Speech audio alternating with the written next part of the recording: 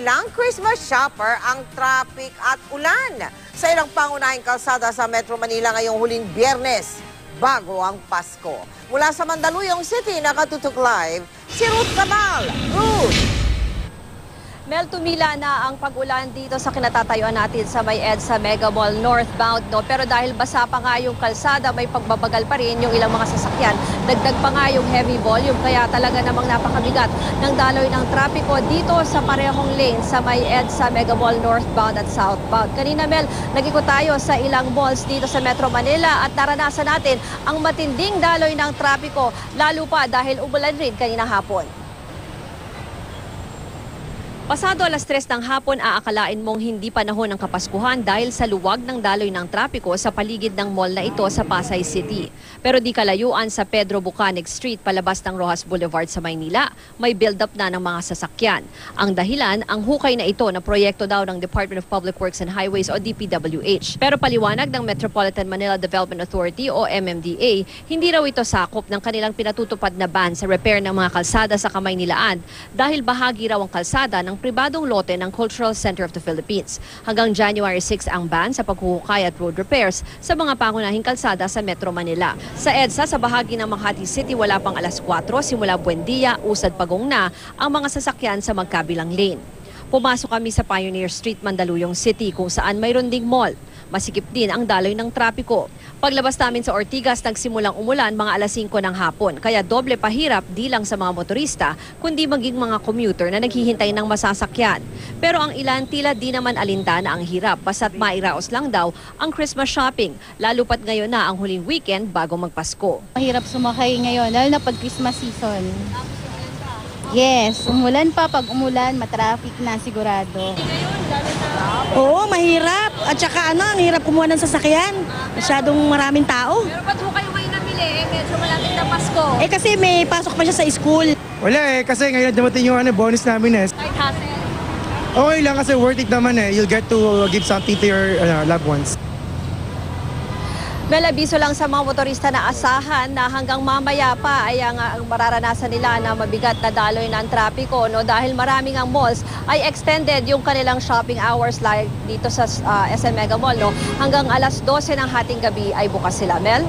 So, ibig sabihin, Ruth, yung Christmas lane wala ring silbi. Ganun ba, Ruth? Oo, Mel, kasi kahit saan ka naman na dumaan, no, kahit yung mga side streets ay medyo masikipin. Kasi kanina kahit yung mga side streets na dinaanan natin sa Maynila ay nakaranas din tayo ng traffic dyan. No? Talagang napakataas na rin naman daw talaga. Yan yung sinasabi lagi ng MMDA na talagang heavy volume. No? Talagang mataas yung bilang ng mga sasakyan sa kalsada at nagkasabay-sabay nga daw yung mga shopping at yung mga nag-Christmas party. Kaya lahat ay nasa labas sa mga oras na ito, Mel. Maraming salamat sa iyo, Ruth Cabal. Nakatutulong daw kahit papano sa daloy ng trapiko yung binuksan tinatawag na zipper lane sa EDSA southbound. Yung pong direksyon ng EDSA patungong direksyon ng Mandaluyong at Makati kung galing kayo ng Ortigas at Cubao. Nagsisimula mo yun sa Mega Mall, umaabot hanggang Pioneer sa may Mandaluyong. Kaya pinag-aaralan ngayon kung pwedeng gawing permanente na yung mga zipper lane. Nakatutok si Maki Pulido. Sa dami ng sasakyan sa kalsada, mabigat pa rin ang traffic sa southbound lane ng EDSA sa kasagsagan ng rush hour kaninang umaga.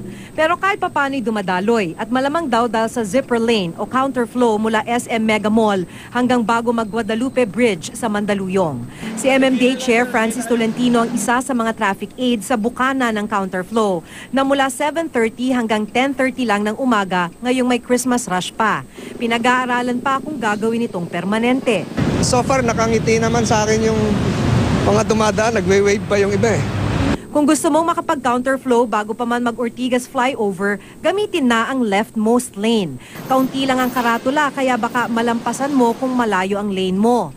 Kaninang umaga, mabilis ang daloy sa zipper lane. Pero paglabas ng zipper lane sa Guadalupe Bridge sa Mandaluyong, sasabak ka uli sa mabigat na traffic. Bumagal naman ang northbound lane ng EDSA dahil nagamit ang isang lane para sa counterflow. Hindi lang namin ma-implement kasi yung northbound dahil yung galing ng Central Business District ngayong Christmas season ay hindi naman kagad umuwi ng usual na rush hour. Ito yung mga namamasyal pa, nag-Christmas party. Habang nagta-traffic naman si Tolentino kaninang umaga, tiyempong sinugod ng isang motorista ang isang taxi driver dahil nasagi raw siya at tinakbuhan. Umalis na lang ang sumugod na driver nang umawat si Tolentino. Maki Pulido, nakatutok, 24 oras. Huling weekend na nga, bago ang Pasko, kaya naman inaasahan ng dadagsa muli sa mga terminal ng bus ang mga magsisipag-uwian sa kanilang probinsya. At para iwas sakuna, inilunsad ng DOTC ang Oplan Ligtas Biyahe. Nakatutok si Lay Alves. Nag-inspeksyon sa mga istasyon ng bus ang mga opisyal at kawani ng Land Transportation Office at Land Transportation Franchising and Regulatory Board. Una, para tiyaking may kaukulang lisensya ang mga bus at hindi kolorum at out of line. At pangalawa, para tingnan ng basic safety at roadworthiness ng mga bus. Kasama sa mga tinitingnan ay kung maayos pa ang mga gulong, preno, ilaw at side mirror. May paalala rin ng LTO sa mga driver. Sa mga drivers, may pamilya kayo, malaki yung responsibilidad ng isang driver dahil hindi lang sarili mo ang karga mo, kung hindi lahat ng pasahero mo. Mahalagang maging mapagbantay rin daw ang mga pasahero. Huwag sumakay sa bus kung sa itsura pa lang ay diskumpiyado ka na kung ligtas bang sakyan. I-report din ng mga humaharurot na sasakyan sa lansangan.